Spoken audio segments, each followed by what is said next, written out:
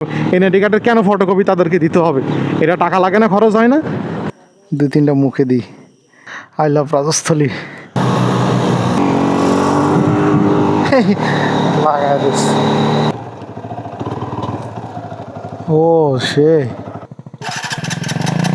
কুকিচিং মুকিচিং যেগুলো আছে, এই বাংলাদেশের ডিফেন্সের পাওয়ার কম, সেরকম মনে হচ্ছে না?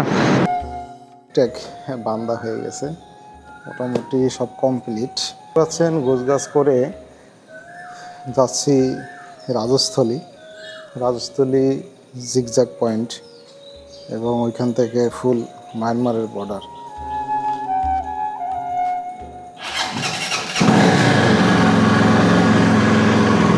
পথের মধ্যে এই যে জাম গাছ দেখতে পাচ্ছেন, বিশাল বড় জাম গাছ।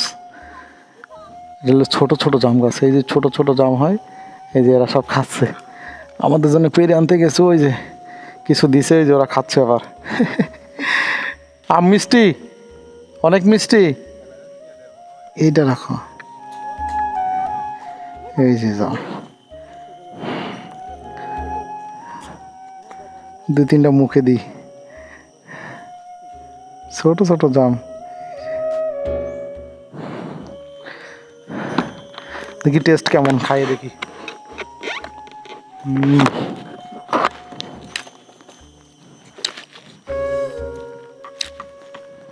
থাকা লাগবে না, ধন্যবাদ তোমাদের, আসি, টাটা। জাম কিন্তু মিষ্টি আছে অবশ্য। প্রথম একটা পয়েন্টে চলে আসছি, সেই আই লাভ রাজস্থলী লেখা যেখানে, এই সেই পয়েন্টটা, প্রথম ভিউ পয়েন্টটা। এটা পার করে সামনে গেলেই রাজস্থলী বাজার, দেন ওইখান থেকে আমরা ফারুয়া, দেন জিগজাগ, যতটুক যাওয়া যায়। ও ওয়াও, আই লাভ রাজস্থলী।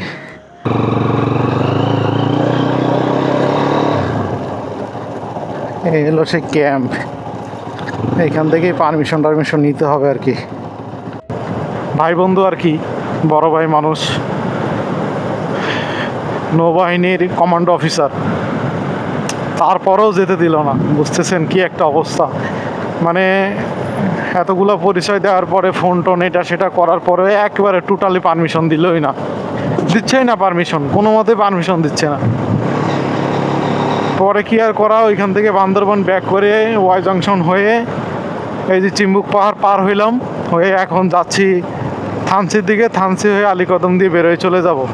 ভাবছিলাম ওই সাইডে মাতঙ্গি থেকে ভেতরের ওইগুলায় যাব, বাকলাই হয়তো নাম শুনছেন, বাকলাই একটা সীমান্ত সড়ক, তা ওইদিকে যেতে চাচ্ছিলাম, কিন্তু অলমোস্ট এখন 4টা বেজে গেছে, আর এই 4টার পরে থানচিতে পৌঁছাইতে এখনও 1 ঘন্টা প্লাস লেগে যেতে পারে। আর 5টার সময় তার ওইখানে যেয়ে আবার ব্যাক করে এসে পারা যাবে না, এই কারণে আজকে আর বাকলাইতেও যাওয়া হচ্ছে না। শুধুমাত্র রোডে ঘুরে বেড়ানো ছাড়া আর নতুন কোনো গন্তব্যে পৌঁছাইতে পারলাম না, কপালটা খারাপ। তারপরে ডিম পাহাড় থানচির দিকে আসলে বৃষ্টি হয়, বা বান্দরবানের দিকে আসলে কিন্তু মোটামুটি আকাশ বৃষ্টি ওয়েদার থাকে। বাট আজকে গত 2 দিন যাবৎ নাকি কোনো বৃষ্টি হচ্ছে না, মানে এত পরিমাণে রোদ গরম, আসলে খুব কষ্ট হয়ে যাচ্ছে। আমি আপনাদেরকে বলবো, যারা অন্তত এখানে ঘুরতে আসবেন, এখনও 1 মাস পরে আসেন, জুলাইয়ের দিকে আসেন, যেন বৃষ্টি পান। বৃষ্টি না পাইলে কিন্তু পাহাড়ে মজা লাগে না। আর যেই রোদ পড়তেছে, এই রোদে হিট স্ট্রোক করবে মানুষজন, গরমে অবস্থা খারাপ। যতক্ষণ বাইক চালাচ্ছি ততক্ষণ একটু ভালো লাগতেছে বাতাসে, শরীর তো অলরেডি ভিজে পুড়ে শেষ। তারপরে যে এই গাড়ি থেকে নামতেছি বা দাঁড়াচ্ছি কোথাও, তখন একেবারে অবস্থা খারাপ, মনে করেন যে মনে হচ্ছে চুলার পাড়ে নিয়ে কিটা বসায় রাখছে। আর এত পরিমাণে রোদের তাপ, সারা শরীর জ্বলে, মোটামুটি পুরো প্যাকিং, কোথাও স্কিন বেরোনো নাই, তারপরেও জামা কাপড়ের ওপর দিয়ে হিট লাগে। আজব দেশে বসবাস করি। আমাদের একটা জায়গা, একটা জেলা, একটা থানা থেকে আরেকটা থানায় যাব, একটা ইউনিয়ন থেকে আরেকটা ইউনিয়নে যাব, অথচ এনআইডি কার্ড দাও, পারমিশন দাও, মনে হচ্ছে যেন আমি বিদেশের নাগরিক, বিদেশ থেকে আসছি। আরে ভাই, এত এত এত আর্মি থাকতে, এত ডিফেন্সের লোকজন থাকতে কেন হয়েছে যে আমাদেরকে এইভাবে সন্ত্রাসদের হাত থেকে পলায়ে থাকতে হবে? কত হলো আপনারা চেকপোস্ট বসায় রাখেন, 200 মিটার 300 মিটার পর পর আপনারা জায়গা করে রাখেন, ক্যাম্প করে রাখেন, যা লোকজন দরকার পড়লে সাজেকের মতো স্কোয়াড দেন, যে না এরকম কিছু গ্রুপ আসবে, স্কোয়াড হবে, লোকজন যাবে, বাস। আমার দেশের আমি নাগরিক, আমার দেশের আমার অর্থ, আমার টাকা পয়সা দিয়ে, আমার ভ্যাট ট্যাক্স দিয়ে হয়েছে রোডঘাট হচ্ছে, আর সেই রোডঘাটে আমার পারমিশন নিয়ে যেতে হবে, আমাকে ফিরে আসতে হবে। তো এগুলাই তো সবচেয়ে খারাপ লাগে। তখন মনে হয় যে এই দেশে জন্মগ্রহণ হওয়াটাই মনে হয় লজ্জার। তাই ভাই, ওইখানে গেলে অ্যাক্সিডেন্ট হইতে পারে, একটা দুর্ঘটনা হয়ে গেলে তখন আমরা জবাবদিহি করতে পারবো না। দুর্ঘটনা হবে এখানে মুকিচিং যেগুলো আছে, তারা হয়েছে যায় সমস্যা করবে, তা ওইখানে আপনারা কি করেন? আপনাদের এতগুলো কামান বন্দুক থাকতে আপনারা কি করেন? তাদেরকে ঠেকাইতে পারতেছেন না, পাহাড় থেকে তাদেরকে দূর করতে পারতেছেন না, তাহলে এখানে চাকরি করার দরকার কি? এই ডিফেন্স চালানোর দরকার কি? তাদের দুইজনের ভয়তে যদি পুরো কেবলে একটা ডিপার্টমেন্ট যদি এখানে ভয় পায়, দেশের নাগরিক যদি ভয় পায়, সেখানে যেতে পারবে না, সেই বিভিন্ন নানান অজুহাত দেখাবে, তাহলে তাদেরই তো মনে হচ্ছে যেন পাওয়ার বেশি আর এদের পাওয়ার কম। 10 জনের থেকে এই বাংলাদেশের ডিফেন্সের পাওয়ার কম, সেরকম মনে হচ্ছে না? লজ্জা আমাদের দেশের জন্য লজ্জা এগুলা, যে আমরা দেশের নাগরিক হয়ে একটা জায়গা থেকে আরেকটায় যাব, জায়গায় যাইতে গেলেও আমাদেরকে পারমিশন নিতে হবে, এনআইডি কার্ড দিতে হবে, এই দিতে হবে, সেই দিতে হবে, না অজুহাত। আরে ভাই, এত বড় একটা গাড়ি নিয়ে আসছি, আমি কি থাইল্যান্ড থেকে আসছি নাকি গাড়িটা নিয়ে? আমার নাগরিক না থাকলে কি আমি আসছি? তাহলে আমার কেন নাগরিকের কাগজপত্র দিতে হবে? কোন যুক্তিতে দিতে হবে আমাকে এটা বুঝাই দিক। কেন আমাকে এনআইডি কার্ড শো করতে হবে? আর মানলাম আমি এনআইডি কার্ড শো করলাম, এনআইডি কার্ডের কেন ফটোকপি তাদেরকে দিতে হবে? এটা টাকা লাগে না, খরচ হয় না? ফটোকপি করতে টাকা লাগে না? আমি কেন এনআইডি কার্ড এখানে দিতে যাবো? আমি দেশের নাগরিক, আমি আমার দেশের নাম্বার করা, রেজিস্ট্রেশন করা, ভ্যাট ট্যাক্স দেওয়া বাইক নিয়ে আমি ঘুরবো, আমি কেন এনআইডি কার্ডের ফটোকপি দিতে যাব? লজ্জা সি। মানে আসলে কি বলবো, এই দেশটা কি একটা অবস্থা। আর এই যে থানচি, বান্দরবান থেকে থানচি, এক থানা থেকে আরেক থানায় যেতে হবে, এই যে রোডটা, এটা কি আজকের রোড? এই রোডটা দিয়ে অহরহ মানুষ চলাচল করে, তারপরও এই রোডে এনআইডি কার্ড শো করতে হবে। হ্যাঁ, এনআইডি কার্ড শো করলে তো হয়তো, এনআইডি কার্ডে তাদের ফটোকপি দিতে হবে, মানে ফটোকপি তার বাপদাদারা টাকা দিয়ে গেছে, সেই টাকা দিয়ে ফটোকপি করবে। এই দেশের সরকার, কোনো সরকার দেখলাম না আজ পর্যন্ত এগুলা নিয়ে কোনো কথা বললো, এগুলা নিয়ে কোনো কাজ করলো। সন্ত্রাস দূর করতে পারে না তারা পাহাড়ের সন্ত্রাস দূর করতে পারে না, তারা ডিফেন্স চালায়। আর মানে আম ধরছে গাছে, শুধু পাতার চেয়ে আম বেশি। আমার আমস আল্লাহ দিছেও। নীলগিরিতে যাব না ওপরে, শুধু যায় লাভ নাই, এদিক দিয়ে সোজা চলে যাব।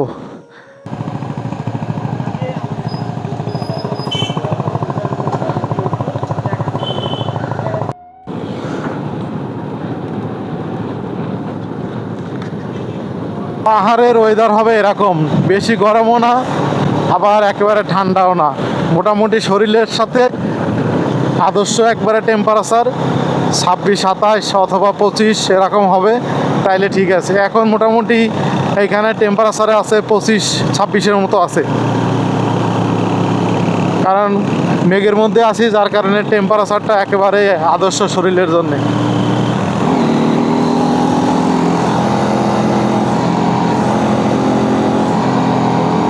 খারাপ পাহাড়,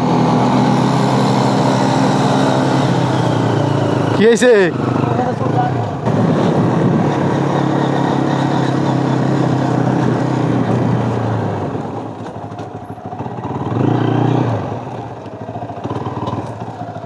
ও সে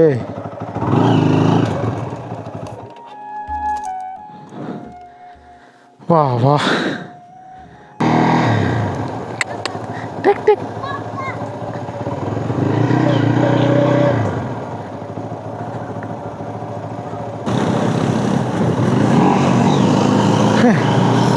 বেশি কষ্ট।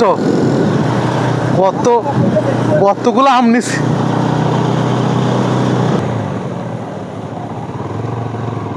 কি হয়েছে? কি হয়েছে? স্টার্ট নিচ্ছে না? প্লাগে সমস্যা নাকি? প্লাগে এমনি বাইরে লাগায় দেখেন ফায়ার দেয় কিনা। ফায়ার দিচ্ছে না? তাইলে দেখেন তেলের লাইন টাইনে প্রবলেম আছে কিনা।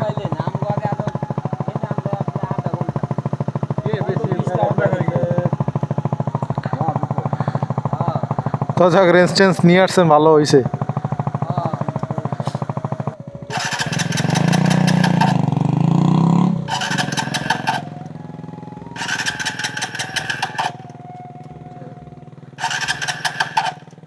শুধু হঠাৎ করে এসেই সমস্যা হয়েছে, তাই তো?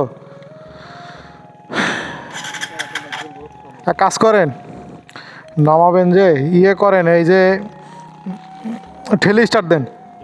হ্যাঁ, ঠেলে স্টার্ট দেন, তাহলে স্টার্ট হয়ে যাবে। এদিক থেকে হালকা একটু ঢালে যান, যাই একজন ঠেলা দিলে আশা করি স্টার্ট হয়ে যাবে।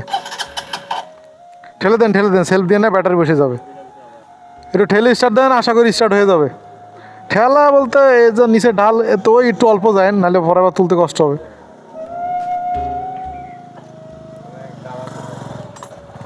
ঠেলা দেন, আশা করি স্টার্ট হয়ে যাবে।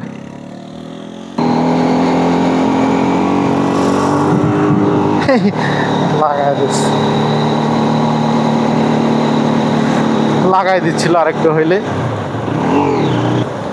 অনেক সময় বাইক সেলফি স্টার্ট না হইলে ঠেলা দিলে স্টার্ট হয়ে যায়। যদি ইঞ্জিনের কোনো প্রবলেমের কারণে এরম হয়, সেক্ষেত্রে ঠেলা দিলে মাস্ট বি স্টার্ট হবেই। তেল আসবে, আছে, প্লাগে ফায়ার হয়, কার্বোরেটর গাড়ি মানে ঠেলা দিলে স্টার্ট হইবে 100%। কারণ গেলে স্টার্ট হবে না কেন?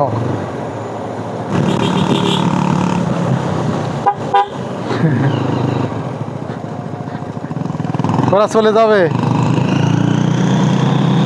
আমাদের লোকজন মনে হয় চলে যাচ্ছে। আমরা থানচিতে চলে যাচ্ছি, আর ওরা ডিম পার হয়ে বাড়ি চলে যাবে। আয়াত কি চলে গেল নাকি? ওরা মনে হচ্ছে এদিকে গেল, সোজা চলে গেল, তাই তো মনে হলো। ঠিক আছে ভাই, তাহলে দেখা হবে না। বিদায় দিয়ে নিয়ে না, ভালো ছিল একবারে। যাক, পরে নিতে আসবা না।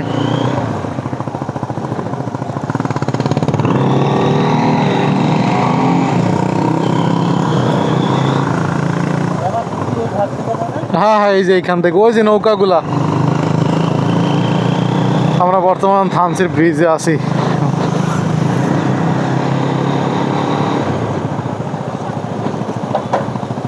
ভাই দাঁড়াই আমরা প্ল্যান করে